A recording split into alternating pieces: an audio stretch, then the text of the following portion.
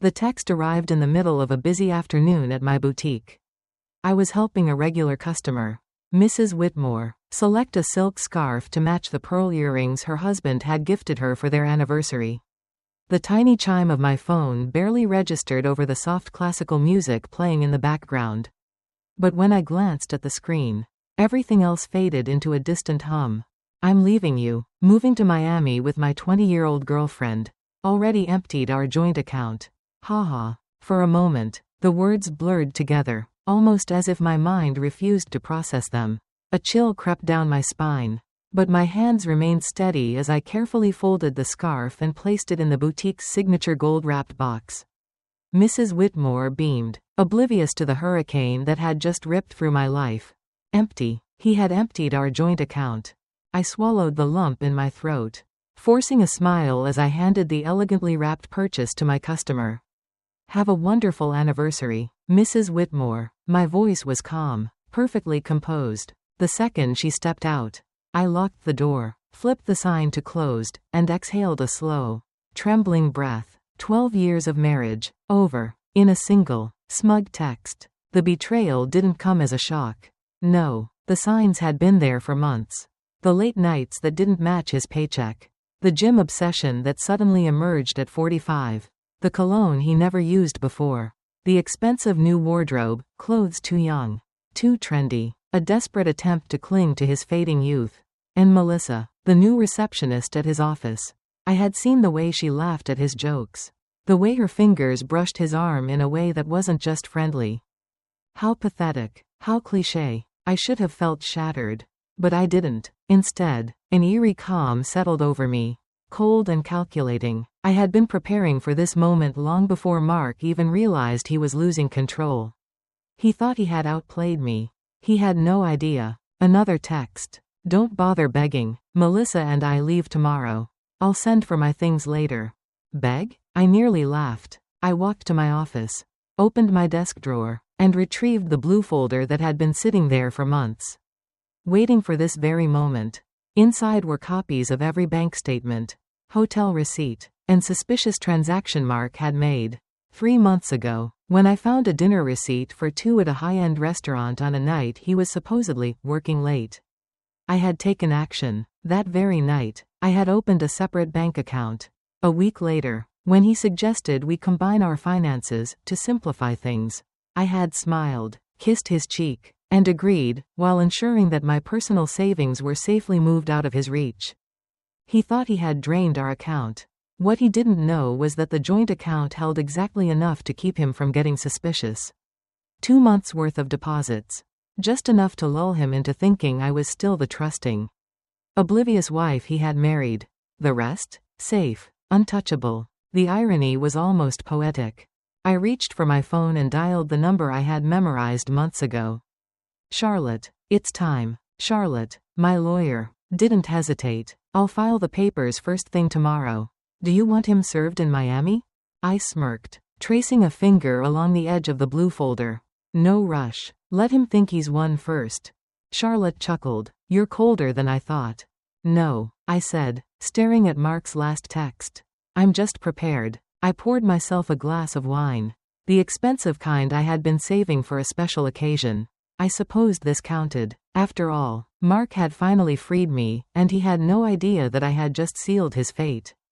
Let him gloat tonight. Tomorrow, he would wake up to a reality far crueler than he ever anticipated. The moment Mark's second text came through, don't worry about the house.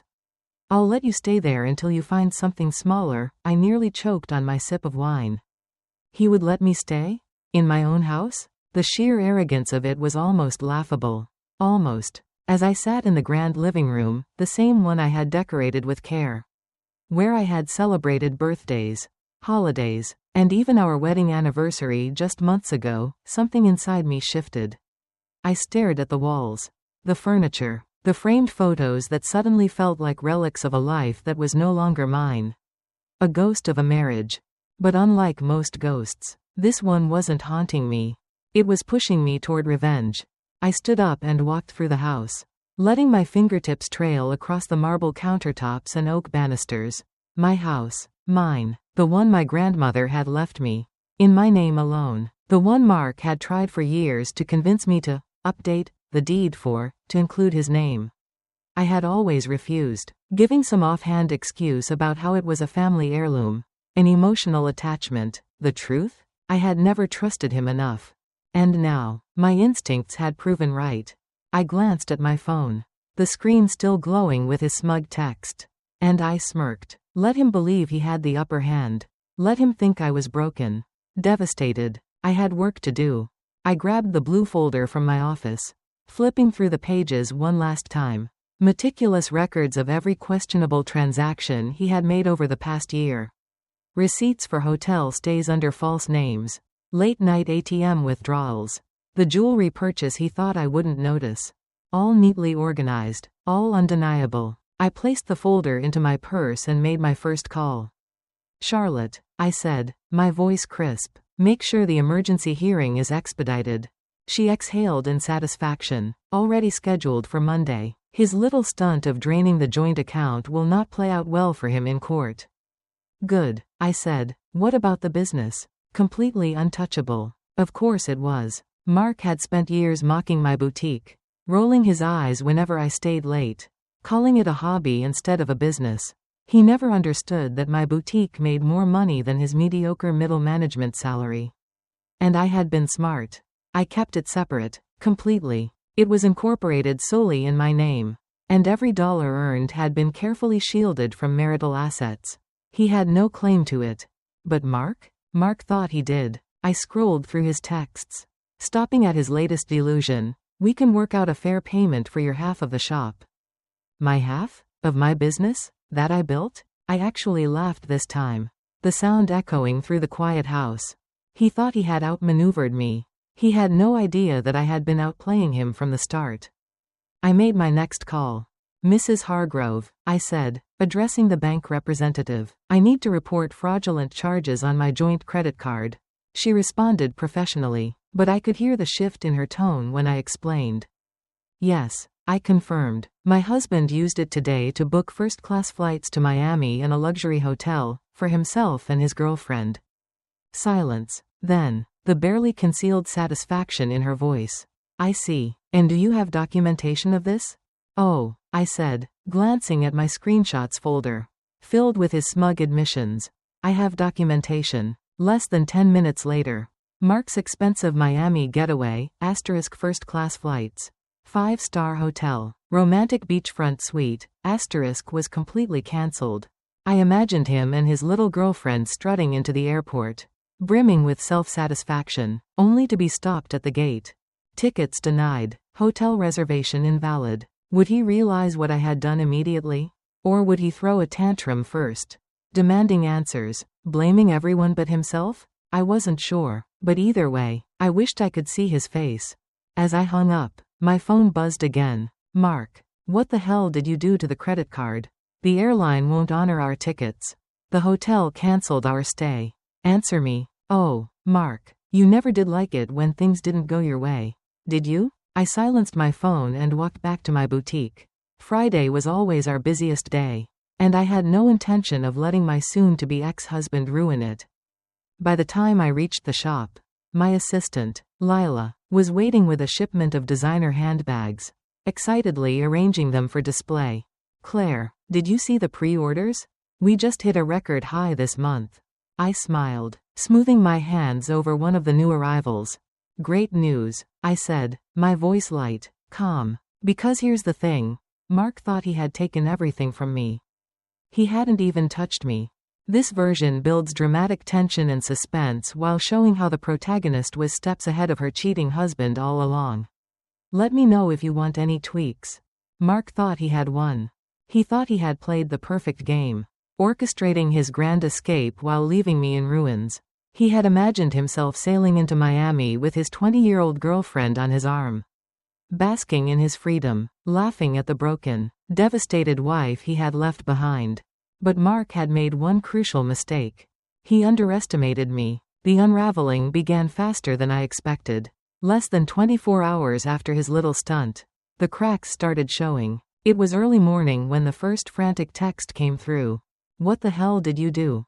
I took a slow sip of my coffee. watching the words flash across my screen, imagining the chaos that must have unfolded on his end. I pictured Mark and his girlfriend, standing at the airline counter, their smug grins fading as the agent shook her head, informing them that their tickets were invalid. I imagined Melissa, her wide-eyed panic setting in as the luxury hotel she'd been daydreaming about suddenly vanished, leaving them stranded at the airport like fools. I could almost hear the rising pitch in Mark's voice, the frustration morphing into fury as he pulled out his wallet, swiping his personal credit cards, only to have them declined, one after another. I didn't reply. Let him stew. An hour later, another text. You canceled the flights? The hotel? Are you out of your damn mind? Ah, so now he knew. I smiled, imagining the moment realization dawned on him. He had assumed I would crumble, that I'd be too weak to fight back. But I had been preparing for this for months. I forwarded his texts to my lawyer, adding them to the ever-growing file of evidence against him. Because here's the thing about playing dirty: when you leave a trail, it can bury you. And Mark had left a trail a mile wide. By the afternoon, the panic had truly set in. His sister Amanda, normally indifferent to family drama, called me out of the blue. I don't know what's happening, she said, her voice filled with urgency. But Mark just called Mom, screaming about you freezing his accounts. He's saying you're ruining his life. I almost laughed. Oh, Amanda, I said sweetly, Mark ruined his own life. I'm just making sure he doesn't ruin mine. She exhaled, hesitating. Look, I didn't know how bad things were between you two. I'm sorry for believing him. I get it now. Good, I said simply. That afternoon, my lawyer called. The emergency hearing is set for Monday, Charlotte said. The judge isn't going to like what Mark did. He drained the joint account before leaving and then used your shared credit card to fund a trip with his mistress. That's blatant financial misconduct. Perfect, I said, finally allowing myself a victorious smirk. That evening, Mark's desperation hit a new level. My phone buzzed again. I know you're upset, but this is low. You need to fix this. Claire, Melissa and I are stuck in a freaking budget motel. Thanks to you, I hope you're happy. A budget motel. Oh, the irony. The man who had belittled me, mocked my age, called my boutique a little shop, was now begging me to undo what I had done.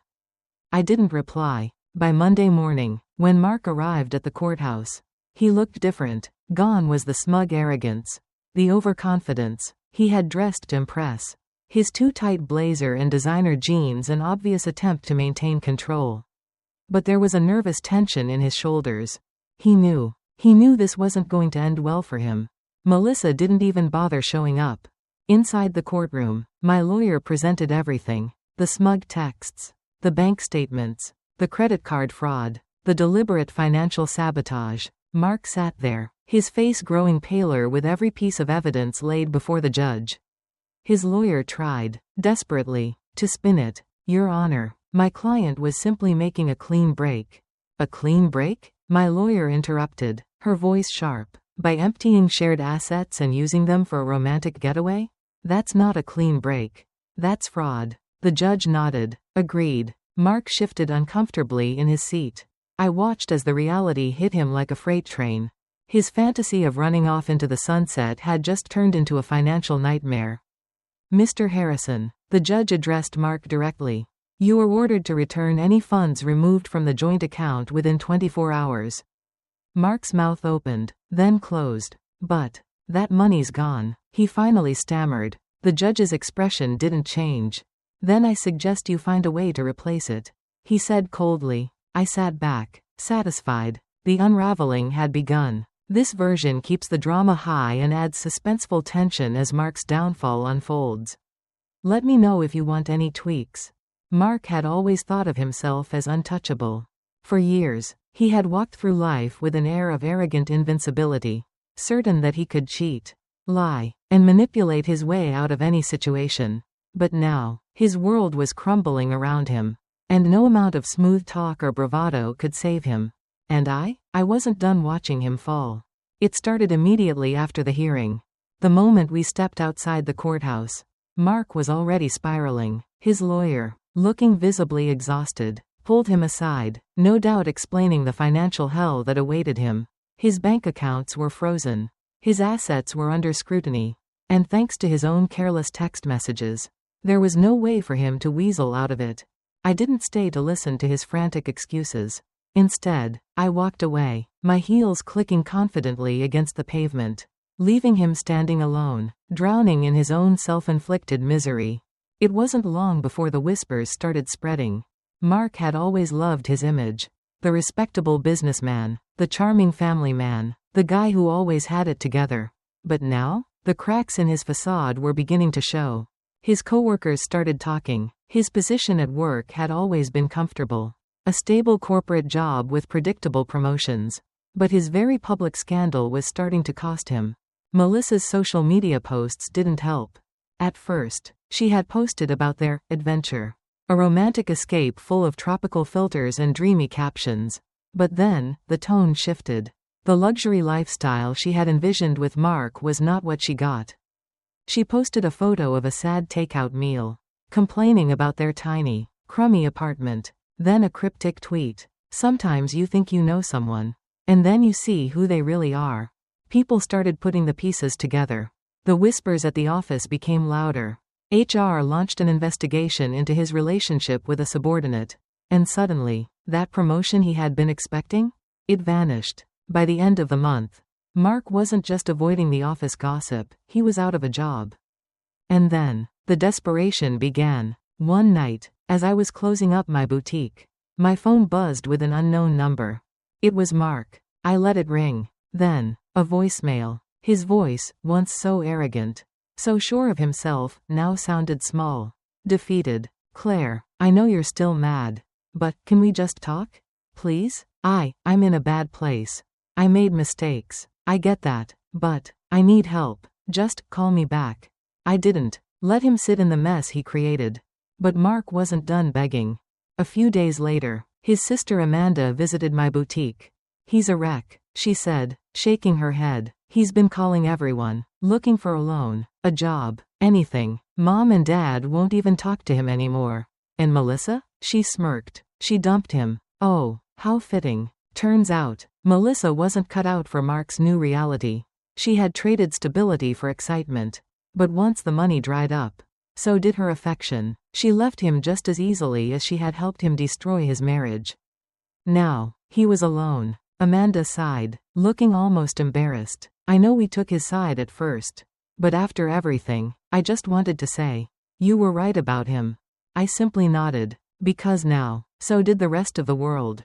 Then came the final blow. One morning, I received an email from my lawyer. Subject: final petition denied. It was over. Mark had tried, one last time, to challenge the divorce settlement. He had claimed he was entitled to half my business, despite never lifting a finger to help build it. The judge didn't buy it. In fact, not only was his petition denied, but he was also ordered to pay all legal fees, which, of course, he couldn't afford. I smiled as I read the email, picturing the rage, the helplessness that must have consumed him as he realized, once and for all, he had lost, completely. But the true final nail in the coffin? I later found out through a mutual acquaintance that Mark had to move back in with his parents. The man who had mocked me for aging, who had traded me in for a younger model, was now pushing 50 and sleeping in his childhood bedroom. Meanwhile, I had expanded my business to 3 more locations. My little shop was now a thriving empire, with loyal customers, a growing team, and more success than I had ever imagined. Mark? He had nothing. And that, more than anything, was the perfect revenge. The air felt lighter as I stepped into my boutique that morning. The golden sunlight pouring through the windows, illuminating the success I had built with my own 2 hands.